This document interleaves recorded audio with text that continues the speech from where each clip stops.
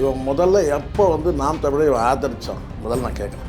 எப்போ ஆதரித்தான், எப்போ வந்து அவங்க வந்து சரியில்லாமல் போனாங்க நான் கேட்குறேன். இவன் எப்போ முதல்ல ஆதரித்தான் சொல்லு. முதல்ல இவன் கிசு கிசு பத்திரிகையாளர் தெரியுமா? முதல்ல அதுதான். இவன் அரசியல் பேசுகிறோம்னா, இவன் அரசியல் பற்றி உனக்கு தெரியுமா? 2021 தேர்தலில் சீமானை வந்து நம்ம ஆதரிச்சோம். என்ன காரணம், இன்றைக்கு விஜய் குறித்து நம்ம என்ன கருத்து வச்சிருந்தோமோ அந்த கருத்து அன்றைக்கு சீமான் மேல நமக்கு இருந்தது. இன்னைக்கு அந்த மகளிர் தினம்னு சொல்லி ஏதோ ஒன்று பண்ணுறான்ல, மகளிர் கூட்டம் ஏதோ பண்ணுறான்ல, மகளிர் தின மாநாடா? மகளிர் தின மாநாடு என்ன கன்றாவே பண்ணுறான்ல, தகுதி இருக்கா அவனுக்கு? முதல்ல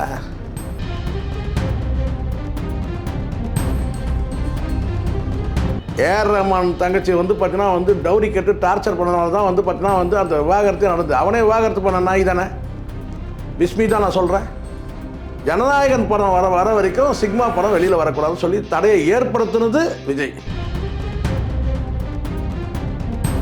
இப்போ நக்கீரன் கோபால் பேசுகிறாரு, முழுக்க முழுக்க மனைவி பிள்ளைகளுக்காக பேசுகிறாரு. நக்கீரன் கோபால் பேசுறது அத்தனையும் வந்து பார்த்தீங்கன்னா ஒரு லைன் விடாமல் பாருங்கள். விஜயோட துணைவர் சங்கீதா சொல்லியிருப்பாங்க, என் பிள்ளைகளுடைய மனசு என்ன ஆகும் இவங்க 2 பேருடைய இந்த கூத்தடிக்கிறத பார்த்து. அப்படியே பிரசாந்தோடங்க அவன் வந்து ஒரு மீடியாவில் வந்து விஜய்க்கு முட்டு கொடுத்துவேன். அவன் சொல்கிறான் இதுக்கு மேலே என்னால் முட்டு கொடுக்க முடியாதுன்னு சொல்லிட்டு அவன் பேசுகிறான். முழுக்க அவன் பேசுறதை ஃபுல்லாக கேளுங்க, பிரசாந்த் பேசுறதை ஃபுல்லாக கேளுங்க. நீங்கள் வந்து பொதுமக்களையும் உங்கள் தொண்டர்களையும் ஒரு இத்தனையோடு கூட கிளிக்கிறியா கூட நீங்கள் மதிக்கல அப்படிங்கிறது நேற்று நீங்கள் பண்ண செயல் வந்து காட்டு. அதனால தான் ஊர் முழுக்க ஒரு உண்மையாக சொல்ல மாட்டியாடா. பீலா பிஸ்மின்னு நான் பேர் வச்சது ஒரு குற்றமாடா. ஒரு உண்மை பேச மாட்டியா?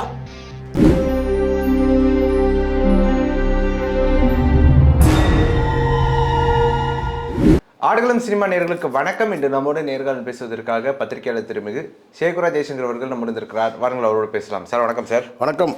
வணக்கம். வலைப்பேச்சு பிஸ்மி ஒரு பேட்டி கொடுத்துருக்கிறாரு. அதாவது நீங்கள் ஏன் விஜய் அவர்களை ரொம்ப தீவிரமாக ஆதரிக்கிறீங்க அப்படின்னு கேட்குற கேள்விக்கு, நாங்கள் கடந்த காலத்தில் நாம் தமிழர் கட்சியை நாங்கள் ஆதரித்தோம், அவங்க இன்னைக்கு வந்து அவங்க சரியாக இல்லைங்கிறதுனால இன்னைக்கு அது வந்து ஆளுங்கட்சி எங்களுக்கு பணம் கொடுத்துச்சுன்னு ஆகிருமா அப்படிங்கிற மாதிரி ஒரு பதில் சொல்லியிருக்கிறாரு. எப்படி பார்க்குறீங்க சார்? இவன் முதல்ல எப்போ வந்து நாம் தமிழை இவன் ஆதரித்தான் முதல்ல நான் கேட்குறேன். எப்போ ஆதரித்தான், எப்போ வந்து அவங்க வந்து சரியில்லாமல் போனாங்க நான் கேட்குறேன். இவன் எப்போ முதல்ல ஆதரித்தான் சொல்லு. முதல்ல இவன் கிசு கிசு பத்திரிகையாளர் தெரியுமா? முதல்ல அதுதான். இவன் அரசியல் பேசுகிறோம்னா, இவன் அரசியல் பற்றி உனக்கு தெரியுமா அப்படின்னு சொல்லு. இவன் சினிமாவில் கிசு கிசு எழுதி செட்டில் ஆகணும்னு நினச்சவன். அதுக்கப்புறம் வந்து பார்த்தீங்கன்னா விஜய்க்கு வந்து பார்த்தீங்கன்னா மாமா வேலை பார்க்குற ஜெகதீஷுக்கு மாமா வேலை பார்க்குறான்.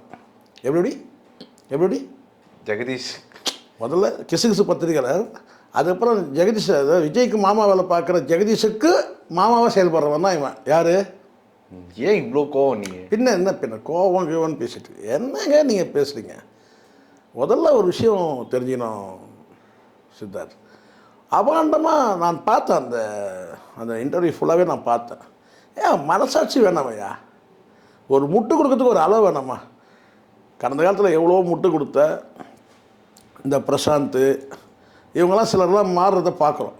சூழ்நிலை பார்த்து என்ன செய்கிறாங்க, என்னங்க இவ்வளோ மோசமாக போகிறார் இவர் அப்படின்னு சொல்லிட்டு விஜய்க்கு வந்து எதிராக பேசணும் அவசியம் இல்லை, நியாயத்தை பேசுகிறாங்க. பிரசாந்த் உட்பட நான் பார்த்துருக்குறேன். என்ன வந்து இவர் பத்திரிகையாளர், நீ ஒரு பத்திரிகையாளரா நீ?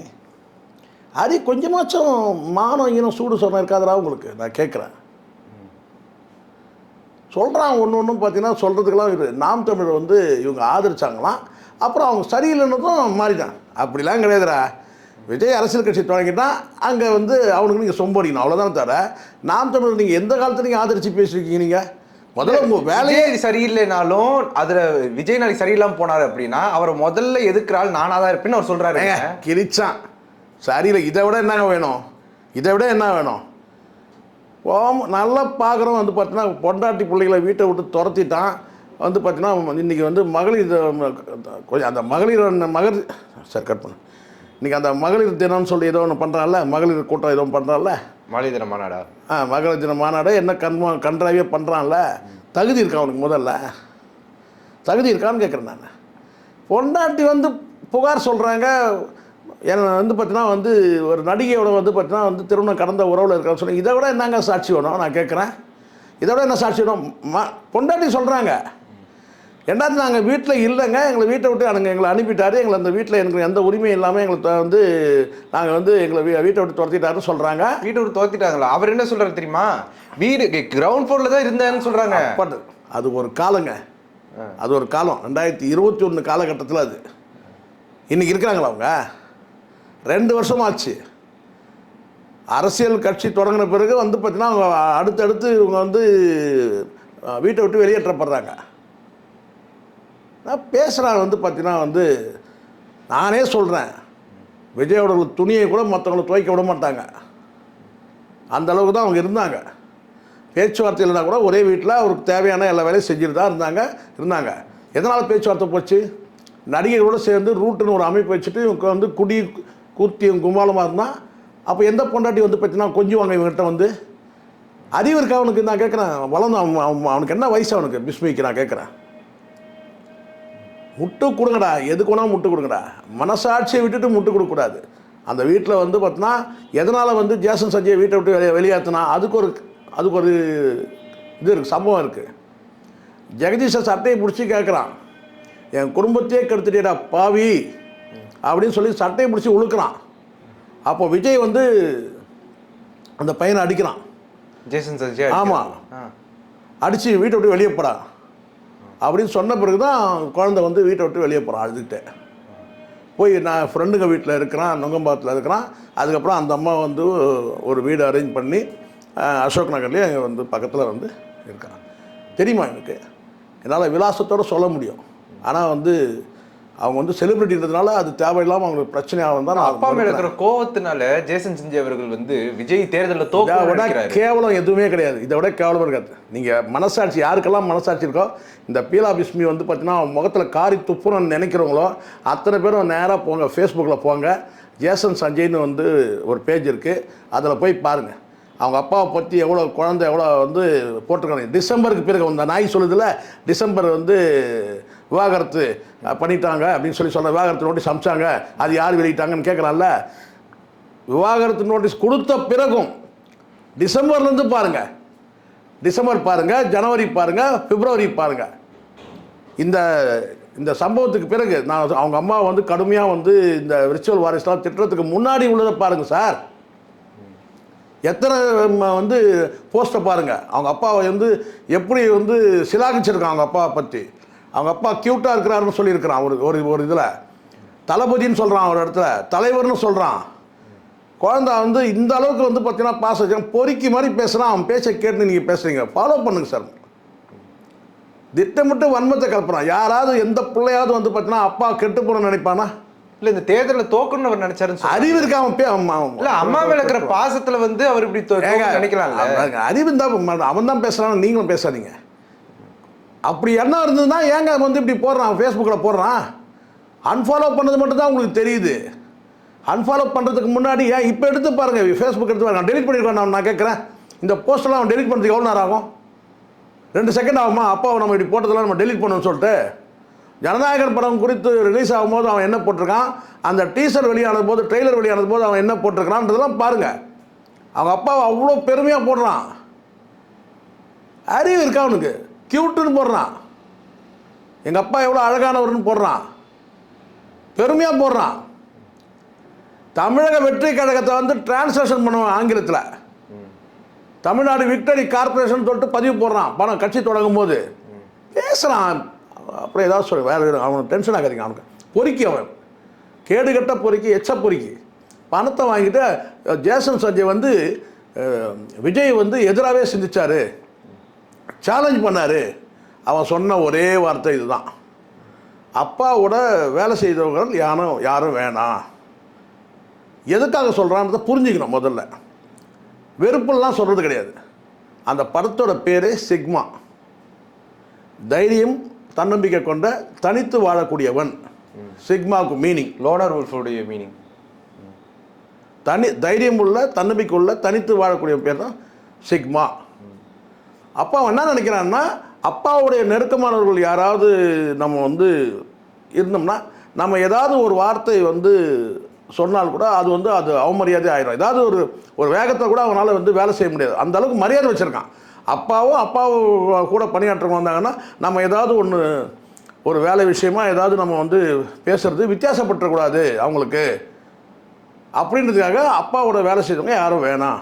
ஏன்னா அவன் தனித்து முன்னேறணும். ஏன்னா அப்பாவுக்கு ஏற்கனவே வந்து தாத்தாவால் தான் அப்பா முன்னேறினார்னு ஒரு பேர் இருக்கும்போது அவன் ஒரு கணக்கு வச்சு என்னங்க இது குழந்தை அவன் எப்படி நினைக்கிறான், நம்ம அடுத்தவங்க மனசை புரிஞ்சுங்கடா முதல்ல, அடுத்தவங்களுடைய உணர்வு புரிஞ்சு. இவெல்லாம் பையன் இவன் யார், இந்த பிஸ்மிக்கிறான், அவன் யார் சாதாரண, அவன் யார் தெரியுமா, அவன் பிஸ்மிக்கிறானே அவன் யார், ஒரு ஏஆர் ரஹ்மான் தங்கச்சி வந்து பார்த்தீங்கன்னா வந்து டவுரி கேட்டு டார்ச்சர் பண்ணனால தான் வந்து பார்த்தீங்கன்னா வந்து அந்த விவாகரத்தையும் நடந்தது. அவனே விவாகரத்து பண்ண நாய் தானே பிஸ்மி தான் நான் சொல்கிறேன். அவனுக்கு எப்படி புரியும் உனக்கு? நம்ம சொல்லலாமா? நீ எதுக்கு வந்து அந்த ஏஆர் ரஹ்மான் சாதாரண மனிதராக இருக்கும்போது பிஸ்மி வந்து பார்த்தீங்கன்னா அவங்க காதல் திருமணம் நடக்குது. பிஸ்மிக்கும் ஏஆர் ரஹ்மானுடைய தங்கைக்கும். ஏஆர் ரஹ்மான் ஸ்டேட்டஸில் எங்கேயோ போகிறாரு, இது கொடி கட்டி பறக்கிறாரு. வந்து உச்சத்தில் ஒரு தமிழை வந்து பார்த்தீங்கன்னா இந்தியா உலகம் முழுவதும் பேசக்கூடிய வந்து ஒரு புகழ் உச்சிக்கு போகிறாரு ஏஆர் ரஹ்மான். கொட்டோன்னு கொட்டுது பணம். அப்போ இவன் கொடுத்த டார்ச்சர், இதை கொடு அதை கொடு, இதை வாங்கிட்டு அதை வாங்கிட்டு பண்ணும்போது அப்போ தான் வந்து என்ன சார் பூத்தகலாம் உண்மை இது, உண்மை இது. அவன் பேசும்போது நம்ம சொல்லணும்ல உண்மை என்னன்றது. அவன் பொய்ய சொல்கிறான், நான் சொல்கிறது உண்மை, நான் சொல்கிறது உண்மை. ஒரு பத்திரிகையாளர் எப்படா இருக்கணும், ஒரு குடும்பத்தில் இருக்கும்போது என்ன பேசணும் நீ? இப்போ போய் சொல்லி அப்படியே சரியா அப்படியே இருந்தால் கூட இப்போ நீ சொல்லலாமா? ஒரு உறவை நீ வந்து பார்த்தீங்கன்னா வந்து ஒரு வேலை அப்படி சொல்லலை அப்படிதான் இந்த நேரத்தில் நீ சொல்லலாமா? நீ நல்லவனாக இருந்தால் என்ன சொல்லணும்? ஏதோ விடலை பையங்க முன்னேறணும் இருக்காது, அப்படி தானே நீ கடந்து போயிடணும், அதெல்லாம் பேசக்கூடாது அப்படின்னு சொல்லி கலந்துடணும். இப்போ போய் சொல்கிற அப்பாவை வந்து ஜனநாயகன் படம் வராமல் இருக்கிறதுக்கு அவர் பண்ணார். என்னெல்லாம் சொல்கிறான், நெகட்டிவாக சொல்கிறான்னு கேட்டால் அவர் வந்து விஜயை வந்து பார்த்தீங்கன்னா தேர்தலில் ஜெயிக்கக்கூடாதுன்னு நினைக்கிறார், தேர்தலில் நினைக்கக்கூடாது, வந்து தோக்கணும்னு சொல்லிட்டு நினைக்கிறாரு, தேர்தலில் தோக்கணும்னு நினைக்கிறாரு அவர் வந்து பார்த்தீங்கன்னா வந்து. அதனால விஜய் ரொம்ப வெக்ஸ் ஆகிட்டாராம். அதெல்லாம் சொல்கிறான். எப்படா இதெல்லாம் சொல்ல முடியுது? உண்மையிலே என்னன்னு கேட்டிங்கன்னா ஜனநாயகன் படம் வர வரைக்கும் சிக்மா படம் வெளியில் வரக்கூடாதுன்னு சொல்லி தடையை ஏற்படுத்தினது விஜய்.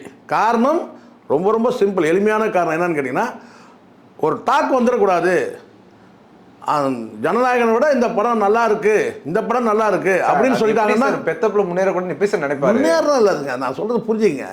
அவனா அப்படி நினைக்க வேண்டியது. தடுத்ததுக்கான காரணத்தை சொல்கிறேன். சொசைட்டியில் அவர் சினிமா சொசைட்டியில் அப்படி ஒரு டாக் வந்துடக்கூடாது. ஜனநாயகன் படம் வந்து அவர் பிளான்னா முதல் பிளானே வந்து பார்த்தீங்கன்னா தீபாவளிக்கு வெளியிடணும், முடியல, பொங்கலுக்கு ரிலீஸ் ஆகணும். இது வந்து ஷெடியூல் படி மே மாதம் ரிலீஸ் ஆகும். யார், சிக்மா ஜேசன் படம். சரி, அப்போ இந்த இடத்துல வந்து அவர் படம் ரிலீஸ் ஆகுது பார்த்தீங்கன்னா நீங்கள் தள்ளி போடுங்க, என் படம் ரிலீஸ் ஆன பிறகு அந்த படத்தை ரிலீஸ் பண்ணணும். ஏன்னா இப்படி ஒரு டாக் வந்துடக்கூடாது, பையனே வந்து செமையாக பண்ணியிருக்கிறான் அப்படின்னு சொல்லிடக்கூடாதுன்றதுக்காக திட்டமிட்டு பண்ணது இது. அதை தாண்டி பேரும் பிரச்சனை. சிக்மான்ற பேர் வந்து இவர் டாக் வந்துடலைங்க, இவர் அவங்க அப்பாவோட தயவில் வந்து வந்தவருங்க விஜய். ஆனால் வந்து தம்பி வந்து அப்படி இல்லைங்க, அப்பாவோட தயவே இல்லாமல் ஒரு படத்தை ரிலீஸ் பண்ணிட்டாருன்னு அந்த கல்ட்டு அப்படி ஒரு பேச்சு வந்துருச்சுன்னா அது பேச்சு வரும் தானே, எப்படியும் இயல்பாக வரதானே செய்யும். ஏன்னா முழுக்க முழுக்க எந்த ஒரு பங்களிப்பும் இல்லாமல், பணம் உட்பட எந்தவித பங்களிப்பும் இல்லாமல், அதனால தான் அவர் கூட ஒர்க் பண்ண அப்பாவோட ஒர்க் பண்ண நபர் கூட யாரும் வேண்டாம், full and full Jason Sanjay படமாக இருக்கணும். சொந்த உழைப்பில் இதை நினைக்கக்கூடாதா? ஒருத்தன் சொந்த கால ஒருத்தன் நிற்கணும்னு நினைக்கக்கூடாதா? அதுக்கு போய் நீ முட்டுக்கட்டை போடுறன்னு சொன்னால் அதை மறைச்சிட்டு ஜேசன் சஞ்சய் வந்து பார்த்தீங்கன்னா அவர் வந்து தேர்தலில் வந்து தோக்கணும்னு சொல்கிறது, ஜனநாயகன் வரக்கூடாதுன்னு நினச்சார் ஜேசன். யாராவது அப்படி நினைக்கிறனா ஏன் சார் இப்படி போடுறான்? அப்பா க்யூட்டுன்னு போடுறான். பொறுக்கி பசங்க வந்து இவனுக்கு வந்து கதையை பேசிட்டு கதையை தூட்டு இருக்கிறானுங்க. ஒரே வீட்டில் மேல் வீட்டில் என்னைக்கிறாது இல்லை சார், அதனுடைய அப்படி சொல்ல வேண்டிய அவசியம் என்ன இருக்குது? சொல்ல வைக்கிறான். விஜய்கிட்ட வாங்கி தின்னது சொல்ல வைக்கிறதுனா நான் விஜய்கிட்ட வாங்கி தின்னது சொல்கிறானு ஒரு ஆள் சொல்லி கேட்டால் பணம் வாங்கிட்டு பேசுகிறேன்னு கேட்டால் இன்றைக்கி அரசியலில் பேசுகிறவங்கலாம் பணம் வாங்கி பேசுகிறாரு. இன்றைக்கி ஜெகதீஷ் பழனிசாமி கிட்ட கோடிக்கணக்கில் பணம் இருக்குது, கோடிக்கணக்கில். அதில் ஒரு சில்லறையை தெளித்து விட்டுதுன்னு நீ பேசுகிற, ஆதரவாக பேசுகிற, அவர் எதிராக பேசுகிறார். நக்கீரன் கோபால் வந்து ஜெகதீஷ் பழனிசாமியை கிழிக்கிறார். ஏன் அவங்களுக்கு தெரியாதா? இதெல்லாம் மகாபாவம். இதெல்லாம் வந்து பார்த்தீங்கன்னா வந்து இவங்க பேசுறதெல்லாம் மிகப்பெரிய பாவத்தை அனுபவிப்பானுங்க இவனுங்களாம் ஃப்யூச்சரில். குடிக்க தண்ணி கூட குடிக்கிற தண்ணி இறங்காது உள்ள. தப்பு இல்லை, அபாண்டமாக பேசக்கூடாது. ஒரு 50% இருந்தால் ஒரு 50% சொத்து அது சகஜமாக நடக்கிறது. அடிப்படையில் உண்மையே கிடையாது. அந்த அம்மா லண்டன் போயிட்டாங்க, இந்த பையன் வந்து நுங்கம்பாக்கத்துக்கு போயிட்டான். எனக்கு விலாசத்தோடு தெரியுங்க. எனக்கு அவன் குழந்தை எங்கே இருக்கிறான் போகிற எல்லாம் தெரியும். எனக்கு யார் கூட இருக்கிறான், ஷூட்டிங் எங்கெங்கெல்லாம் எல்லாம் தெரியும். ஏன் வெளியே அது வெளியே சொல்லக்கூடாதுல்ல? அந்த அம்மா வந்தாங்கன்னா அவங்க எங்கே தங்குறாங்க, செலிபிரிட்டின் போது எல்லாத்தையும் சொல்ல முடியும். அவங்க சொல்ல முடியுமா நான் வந்து இங்கே தான் இருந்தேன், நுங்கம்பாக்கத்தில் இந்த தெருவில் இருந்தேன், அசோக் நகரில் இந்த தெருவில் இருந்தேன் சொல்ல முடியுமா? அபாண்டமாக சொல்கிறான்னா மேல் வீட்டில் இருந்தேன். எப்படா அது? எப்போ? நேத்தா சொல்கிறான் மேல் வீட்டில் அவங்க இருந்தாங்க, அவங்க இருக்கிறாங்க, அவர் தரைத்தளத்தில் இவர் இருக்கிறாரு, தரைத்தளத்தில் குடும்பம் இருக்கிறாரு, விவாகரத்து சேர்ந்து அவங்க தெரியவே தெரியாது. அப்போ பைத்தியமலை அவங்க வந்து பார்த்தீங்கன்னா அதில் நோட்டீஸில் வந்து கொடுக்குறாங்கல்ல, கேட்டால் எங்கள் வீட்டில் வந்து பார்த்தா விஜய்க்கு வீட்டில் அறிவு கிடையாது. தமிழக வெற்றி கழகம் பேர் தொடங்கினதுலேருந்து அந்த கட்சியை வந்து பார்த்தீங்கன்னா அறிவித்த அந்த ஒரு சில மாதங்கள் மட்டும்தான் அவங்க இருக்கிறாங்க. ஏன்னா அங்கே அமைதியற்ற சூழல், இவன் பண்ணக்கூடிய கூத்து எல்லாம் பார்க்குறாங்க. உச்சபட்சமாக அந்த இக்கு பிரச்சனை வரும்போது ஹிஸ்டீரியா நோயாளி மாதிரி கத்துறான் விஜய். இக்கு பிரச்சனை தமிழக வெற்றி கழகத்துக்கு அந்த இக்கு வந்ததுல, அப்போ நைட்டு 10 மணிக்கு மீட்டிங் போடும்போது கத்துறான். கத்துக்கு அந்த மாதிரி தூங்கி இருந்தவங்க மேலேருந்து வந்து பார்க்குறாங்க. என்ன பிரச்சனைன்னு சொல்லிட்டு பார்த்தா என்னென்னு எட்டி பார்க்குறாங்க. வந்து அதுக்கு வந்து புஷியானந்த திட்டி இக்கு எப்படி விட்டீங்க, இவ்வளோ விமர்சனம் வருது. ஏன்னா ஜான் ஆரோக்கியம் வந்து மதர் டேங் வந்து தமிழ் கிடையாது சார். அப்படி பார்த்தா தமிழ்நாட்டில் எத்தனையோ அரசியல் விஷயம் நடந்துட்டு இருக்கு, அவரை கண்டிச்சு பேசுறாங்க. அப்போ அதுக்குள்ள எவ்வளோ டென்ஷன் ஆகணும். நான் என்ன சொல்றேன் இல்லைங்க, அது இக்குன்றது வந்து பயங்கர கிரிட்டிசைஸ் ஆகுதுங்க. ஏன்னா தமிழக வெற்றி கழகம் பேர் வைக்கிறான், ஒரு இக்கு வரணுமா வரக்கூடாது கூட வந்து ஏங்க அது வந்து நியூமராலஜி படி வந்து பார்த்தோன்னா இக்கு போடாமல் திட்டமிட்டே விட்டதுங்க. அது விளக்கம் கேட்கும் போது அவனுக்கு கோவம் வந்து கத்துறான். ஏன்னா அறிவு கிடையாது, காலகாலமாக இருக்குது. நாளைக்கு ஏதாவது வந்து பார்த்தீங்கன்னா யார் இந்த கிரிட்டிசைஸ்லாம் யார் வந்து ஃபேஸ் பண்ணுறது, யாரை கேட்டு இது பண்ணிங்க அப்படின்னா என்கிட்ட ஒரு வார்த்தை சொல்ல வேணாம்னு சொல்லி கத்துறான், திட்டுறான். வழக்கம் போல வந்து புஷியானது வந்து பார்த்தீங்கன்னா நீங்கள் இதே தொடர்ந்து என்னை திட்டினீங்கன்னா நான் போய் வந்து தண்டவாளத்தை தலையை கொடுத்துருவோம் சொல்லிட்டு அவன் கண்ணை கசக்கிறான். இதெல்லாம் நடக்கிறதெல்லாம் அவங்க மேலேருந்து பார்க்குறாங்க. யார் தெரியுமா அவங்களுக்கு? பேசுகிறான், அறிவு மனசாட்சி இல்லாமல் பேசுகிறான், உள்ளபடியே பேசுகிறான். ஒரு பத்திரிகையாளர் தான் என்னங்க நக்கீரன் கோபால் பேசுறது பாருங்கள். அவர் யாருக்காக பேசுகிறார்? இவனுக்கு 1000 கிரிட்டிசைஸ் பண்ணானுங்களே, அதுக்கு பதிலடி கொடுக்கறதுக்காக பண்ணல அவர். இவன் பாருங்கள், இவன் எப்படி இருக்கிறான் பாருங்கள். ஜோடி போட்டு வந்து நிகழ்ச்சிக்கு போகிறான், அந்த பிள்ளைகளுடைய நிலைமை என்ன ஆகுது, அவங்க மனைவி வந்து கதறாங்க, அதை விளக்குறாரு. அப்படியே பிரசாந்தோடங்க அவன் வந்து ஒரு மீடியாவில் வந்து விஜய்க்கு முட்டு கொடுத்துவேன். அவன் சொல்கிறான் இதுக்கு மேலே என்னால் முட்டு கொடுக்க முடியாதுன்னு சொல்லிட்டு அவன் பேசுகிறான். முழுக்க அவன் பேசுறதை ஃபுல்லாக கேளுங்க, பிரசாந்த் பேசுறதை ஃபுல்லாக கேளுங்க. அவன் என்ன சொல்கிறான் பாருங்கள். முழுக்க உங்கள் மேலே நாங்கள் வந்து அபிமானம் வச்சுருக்கிறோன்றதுக்காக நாங்கள் வந்து பண்ண முடியாது, இது இந்த மாதிரி நீங்கள் பண்ணுறீங்களே தப்பு, எவ்வளோ பெரிய தப்பு நீங்கள் பண்ணுறீங்கன்றதை இதுக்கு மேலே எங்களால் முட்டு கொடுக்க முடியாது. அவன் கேட்குறது அத்தனையும் நியாயமான கேள்வி. எல்லார் மனசில் இருக்கிறது தான் வந்து அந்த நக்கீரன் கோபாலும் எல்லாரும் மக்களுடைய மனசில் இருக்கிறது பிரதிபலிக்கிறவன் தான்டா பத்திரிகையாளர். எச்சா பொறுக்கி துட்டா வாங்கிக்கிட்டு காசை வாங்கிட்டு இதில் வேறு நான் யோக்கியம், இதில் வேறு சொல்கிறான். எல்லாருக்கும் தெரியும் நாங்கள் வந்து யாருக்கிட்டேயும் பணத்தை வாங்கிட்டு பேசுகிறோம். ஊரே காரி துப்புது. எந்த உலகத்தில் வாழ்கிறான்? கோல்டு காயின்லேருந்து காரி துப்புறானுங்க. அழியாத காவியமாக இருக்குது இவனுக்கு கோல்டு காயின் வாங்கின கதை. காரி துப்பிட்டு இருக்கிறானுங்க. அதுக்கு ஆதாரம் எங்கன்னு அவர் கீழ்ச்சார் ஆதாரம் தூக்கி அப்புறம் வேறு மாதிரி பேசிடுவோம். அப்புறம் ஆதாரம் கேட்டால் வந்து பார்த்தீங்கன்னா வந்து எல்லாத்துக்கும் ஆதாரம் கொடுத்துட்டு இருக்க முடியுமா? அதான் போட்டே வெளியாயிடுச்சுல்ல. அந்த அப்புறம் அந்த போய் பல்ல காட்டிட்டு பக்கத்தில் சக்தியை வச்சுட்டு வந்து பாக்ஸ் வாங்குறதே வந்துச்சு. அப்புறம் நான் ஆதாரம் தப்பு. இதெல்லாம் மனசாட்சியோடு பேசுங்கடா. ஊடகம்னா என்ன? மக்களுடைய மனசாட்சி தானே. இவர் பெரிய யோகியர்ன்றது ஊருக்கே தெரியும்ல. அபாண்டமாக சொல்லக்கூடாதுல்ல. நீ சொல்கிறது பொண்டாட்டி பிள்ளைங்களை சொல்கிற, நீ ஒரு பொண்டாட்டி சொல்கிறாங்க, வாழக்கூடிய சொல்கிறாங்க, இவருக்கு திருமணத்தை கடந்த இந்த நடிகரோட உறவு இருக்குது, நீ கன்ஃபார்ம் பண்ணுற கல்யாணத்துக்கே கூட்டிகிட்டு போயிட்டு அப்புறம் என்ன வேணும்? நேற்று வரைக்கும் நோட்டீஸ் வரைக்கும் மேல் வீட்டில் இருக்கிறாங்க, இவர் கீழ்த்தளத்தில் இருக்காங்கன்னு பேசுகிறேன். மகன் கூட வசிக்கிறாங்கன்ற மகன் கூட இருக்கிறான்டா, தூக்கி போட்டு மீச்சிருப்பான் இந்நேரம் வீட்டில் இருக்கிற மாதிரி இருந்தா. எந்த மகனும் வந்து தன் அம்மா கண்ணீர் விடுறத பார்க்க மாட்டான். அவன்லாம் நல்ல பையன். உண்மையிலே நான் சொல்கிறேனே, நம்மலாம் வந்து பார்த்தீங்கன்னா அந்த அளவுக்குலாம் நம்ம வந்து நல்லவனாக இருக்க முடியாது. நம்மளாம் ஓரளவுக்கு தான் நல்லவன். நான்லாம் அந்த இடத்துல இருந்தேன்னா எங்கள் அப்பனை தூக்கி போட்டு மிதிப்பேன். இது அவனை கூட விதிக்க மாட்டேன். அவன் முன்னாடி இவனை போட்டு மிதின்னு மிதிப்பேன். ஏன்னா இவன் தானே பண்ணுறான் தப்பை, அவன் தப்பை தூண்டுறான். கொண்டு வந்துட்டு வந்து நடிகைகளை கூட்டு வந்துட்டு பெட்ரூமில் வந்து கூட்டிகிற மாமாவில் பார்க்குறான். அந்த மாமாவில் பண்ணுறவனை வந்து இவன் வந்து பேசினுக்கிறான் பெருமையாக. அவங்ககிட்ட காசு வாங்கி எச்ச அதான் சொன்னேன், அவங்ககிட்ட எச்ச பணத்தை வாங்கி தானே பேசுகிறான் இவன் பிஸ்மி. இல்லைன்னா யோக்கியம். அதனால தான் ஊர் முழுக்க ஒரு உண்மையாக சொல்ல மாட்டியாடா. பீலா பிஸ்மின்னு நான் பேர் வச்சது ஒரு குற்றமாடா. ஒரு உண்மை பேச மாட்டியா? ஒரு நாடகம் ஒன்று போட்டாங்க சித்தார்த் தூர்தர்ஷனில். ஒரு 35-40 வருஷம் இருக்கும். 40 வருஷம் இருக்கும். 40 வருஷத்துக்கு மேலேயே இருக்கும்னு நினைக்கிறேன். ஏன்னா எனக்கு 10 வயசு 12 வயசு பார்ப்போம். அப்போது அதில் வந்து என்னென்னா ஒரு கதை, அது பழைய ட்ராமா நடிகர் அவர் நடித்தார். ஹரிச்சந்திரன்ற நாடகம் இருக்கு, ஹரிச்சந்திர கதை இருக்கு இல்லையா, அது அப்படியே உல்ட்டா. இது சந்திர ஹரி. இந்த நாடகத்தில் என்ன கதைன்னா, எவ்வளோ சோதனை வந்தாலும் உண்மையே பேச மாட்டான்.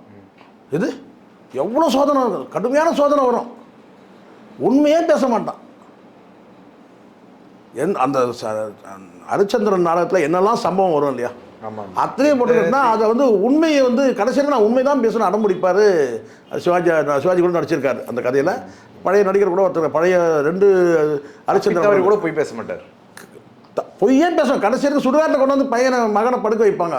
அப்போ கூட அவர் கேட்டால் அவர் வந்து நேர்மையாக இருப்பார். எடுத்து காசு எடுத்து வையிடுவாங்க, அந்த கட்டணத்தை எடுத்து வையின்னு சொல்கிறார். அந்தளவுக்கு வந்து உண்மையாக இருப்பார். ஆனால் இந்த சந்திராதியில் என்னன்னு கேட்டிங்கன்னா முழுக்க முழுக்க பொய் தான். ஒரு கட்டத்தில் வந்து சிவன் பார்வதி கடைசியாக வந்துடுவாங்க. இது வந்துட்டு அவங்க கெஞ்சுவாங்க இவர்கிட்ட. என்னன்னு கேட்டினா, ஓ ஒரே ஒரு உண்மையை சொல்லியா, ஒரே ஒரு உண்மையை சொல்லு அப்படின்னு கெஞ்சுவாங்க. இல்லை என்னால் முடியாதுன்னு சொல்லிட்டு கடைசி வரைக்கும் அதுக்கப்புறம் வந்து எப்படி அவருக்கு வந்து சிவன் பார்வதி வந்து அருள்வாக்கு கொடுத்து அவர் வந்து மீண்டும் ராஜ்யெல்லாம் கிடைக்கிற மாதிரி பண்ணுறாங்க இல்லையா, அந்த மாதிரி பண்ணுவாங்க. இதில் என்ன செய்வாங்கன்னு கேட்டிங்கன்னா, இந்த நாடகத்தில் வந்து கேட்டிங்கன்னா, இவன் வந்து உண்மையே பேசாமல் வெறும் பொய்யே பேசுகிறான்றதுனால இவனை கொண்டு போயிட்டு நரகத்துக்கு எங்கேயும் அனுப்பிச்சி விட்ருவாங்க. அது கதையில் வரும். அது நரகத்தில் இவன்லாம் எந்த நரகத்துக்கு போவான்னு தெரியல. மறந்து கூட ஒரு உண்மையை பேச மாட்டேங்கிறான்.